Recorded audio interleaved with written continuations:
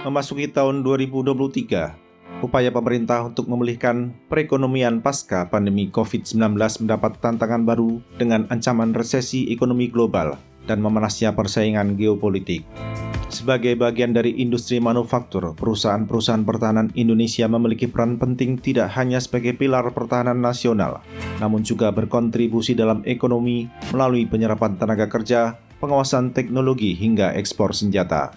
Pada awal Januari 2023, holding BUMN Industri Pertahanan Defense ID menyatakan bahwa sepanjang tahun 2022, holding tersebut mendapatkan kontrak sebesar 83 triliun rupiah. Defense ID juga masih memiliki target untuk menjadi top 50 perusahaan industri global pada tahun 2024. Di sisi lain, program Minimum Essential Force atau MEF yang seharusnya selesai pada tahun 2024 nanti diprediksi tidak akan mencapai 100%. Lalu bagaimana sebenarnya prospek industri pertahanan Indonesia pada 2023? Apakah industri pertahanan negeri ini memiliki prospek untuk mendapatkan pesanan yang lebih besar dari pemerintah pada tahun ini? Ataukah industri pertahanan domestik akan melakukan diversifikasi pasar dengan memperbesar pasar ekspor agar tidak hanya tergantung pada pendapatan yang bersumber pada APBN? Berada di pasar yang bersifat monopsoni, pendapatan firma pertahanan Indonesia bergantung pada pesanan Kementerian Pertahanan dan TNI. Tahun ini, pemerintah mengalokasikan anggaran sebesar 134 triliun rupiah untuk pertahanan. Namun perlu diingat, biasanya hanya sekitar 30% anggaran pertahanan digunakan untuk belanja alutsista, sedangkan 70% lainnya habis untuk belanja pegawai dan kebutuhan lainnya. Sementara itu, Kementerian Pertahanan juga masih memiliki jatah pinjaman dalam negeri atau PDN sebesar 22 triliun rupiah dan pinjaman luar negeri atau PLN sebesar 6,2 miliar US dollar untuk belanja ataupun melakukan perawatan dan upgrade alutsista lama. Di saat yang bersamaan, pemerintah terus menekankan pentingnya pembangunan industri pertahanan dalam negeri. Sebagai contoh, Presiden Joko Widodo berulang kali menginstruksikan Kementerian Pertahanan dan TNI untuk mengubah belanja pertahanan menjadi investasi pertahanan. Terlebih dengan adanya Undang-Undang Nomor 16 Tahun 2012 tentang industri pertahanan yang mewajibkan produsen senjata asing untuk memberikan imbal dagang, kandungan lokal dan atau offset IDKLO kepada Indonesia.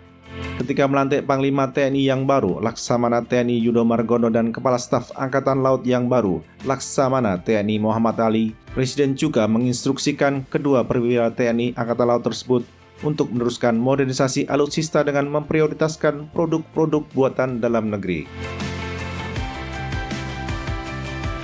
Instruksi ini menjadi tantangan sekaligus peluang bagi TNI sebagai user maupun industri pertahanan sebagai produser bagaimana menyeimbangkan kebutuhan pertahanan dengan kebutuhan investasi, apalagi ketika tidak semua kebutuhan major weapon system bisa dipenuhi oleh firma pertahanan dalam negeri.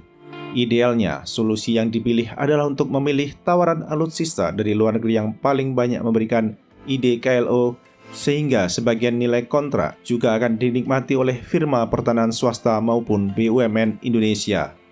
Dalam beberapa tahun terakhir, Kementerian Pertahanan sudah menerima banyak tawaran pembelian alutsista dari firma maupun pemerintah asing. Sebagai contoh, pada perhelatan Indo Defense 2022 yang dilaksanakan di Jakarta pada November tahun lalu, Boeing menyatakan bahwa paket pembelian F-15EX dapat mencakup offset. Sementara Naval Group menyatakan bahwa jika Indonesia jadi membeli 2 buah kapal selam jenis Scorpène, kedua kapal selam tersebut dapat dibangun di dalam negeri oleh PT PAL Indonesia. Perusahaan galangan kapal asal Prancis tersebut juga mengatakan bahwa jika pembelian ini terjadi, sepertiga nilai kontrak akan kembali ke Indonesia dalam bentuk IDKLO, sekaligus membuka ratusan lapangan kerja bagi PAL dan suppliers dalam negeri. Dalam perkembangan terakhir, muncul tawaran untuk menerima hibah kapal perang korvet dari Cina dan Korea Selatan. Perlu diingat, meskipun bersifat hibah, Indonesia tetap harus mengeluarkan dana setidaknya ratusan juta dolar untuk memastikan kesiapan kapal-kapal ini. Dikhawatirkan proposal hibah ini juga akan memiliki manfaat yang sedikit atau tidak sama sekali bagi industri pertahanan dalam negeri. Karena mengingat sifatnya yang gratis, sehingga kecil kemungkinan pemerintah dapat menuntut adanya IDKLO. Pada akhirnya, di atas kertas dengan besaran anggaran pertahanan, PDN, dan PLN yang ada pada tahun 2023, industri pertahanan nasional sebenarnya memiliki peluang bisnis yang cukup besar. Namun harapan terbesar terletak pada PDN, karena pemenang kontrak program yang dibiayai oleh skema ini pasti merupakan industri pertahanan domestik.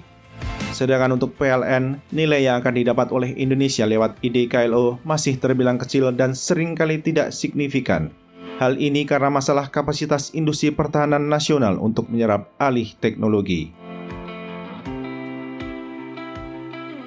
Mengacu pada pengalaman tahun lalu, PDN yang dikucurkan oleh Kementerian Keuangan tidak sesuai dengan harapan karena kementerian tersebut hanya mengalokasikan 3 triliun rupiah saja dari 20 triliun rupiah yang diajukan Kementerian Pertahanan. Belum diketahui bagaimana kapasitas fiskal pemerintah pada tahun ini untuk membiayai PDN terkait pertahanan. Perlu diingat bahwa pemerintah juga memiliki competing interest untuk sektor-sektor lain, selain upaya untuk menjaga agar debt to GDP rasio pada kisaran 40% walaupun undang-undang membolehkan rasio utang terhadap PDB maksimal 60%. Klaim kontrak sebesar 83 triliun rupiah yang didapatkan oleh Defense ID pada tahun 2022. Perlu dicermati apakah nilai tersebut gabungan dari lini bisnis pertahanan dan lini bisnis komersial ataukah hanya dari lini pertahanan saja. Hal ini mengingat bahwa nilai belanja modal pada APBN 2022 hanya sekitar 30 triliun rupiah dan dapat dipastikan tidak semua uang itu dibelanjakan ke holding BUMN industri pertahanan. Sementara alokasi PLN pada tahun lalu yang ditujukan bagi pembiayaan kegiatan yang dilakukan oleh Defense ID kurang dari 20 triliun rupiah. Adapun PDN yang dikucurkan tahun lalu seperti telah disebutkan sebelumnya hanya sebesar 3 triliun rupiah. Perlu diingat bahwa sebagian perusahaan yang tergabung dalam Defense ID memiliki pendapatan yang lebih besar dari lini bisnis komersial, seperti PT Land Industri dan PT Dirgantara Indonesia. Selama ini, lini bisnis komersial yang selalu menolong sebagian anggota holding dari sisi cash flow, sehingga kinerja keuangan terlihat baik. Pada sisi lain, ekspektasi agar industri pertahanan nasional melakukan ekspansi pasar ke luar negeri kecil kemungkinan akan terwujud, kecuali PT Dirgantara Indonesia, perusahaan pertahanan lainnya kurang mempunyai daya saing produk di pasar internasional. Selain itu, pemerintah sendiri masih belum sepenuhnya mendukung ekspor produk pertahanan sehingga firma seperti Pindad yang memiliki potensi besar untuk menjual munisi dan senapan serbu ke luar negeri terpaksa harus berkutat pada pasar domestik saja. Kondisi ini merupakan anomali karena ketidakmampuan pemerintah menyediakan anggaran belanja pertahanan yang besar, disertai pula dengan pembatasan pada kesempatan industri pertahanan lokal untuk mengekspor produk mereka. Meskipun besaran belanja modal pertahanan pada APBN 2023 serta PLN maupun PDN-nya telah diketahui nominalnya, perlu kehati-hatian dalam memprediksi kinerja industri pertahanan nasional pada tahun ini. Pada sisi lain, Kementerian Pertahanan dan TNI perlu menetapkan skala prioritas dalam memilih kontrak alutsista mana yang akan dipilih di tengah keterbatasan anggaran, ancaman resesi global, serta instruksi Presiden untuk mengutamakan produk pertahanan yang dapat diproduksi di dalam negeri.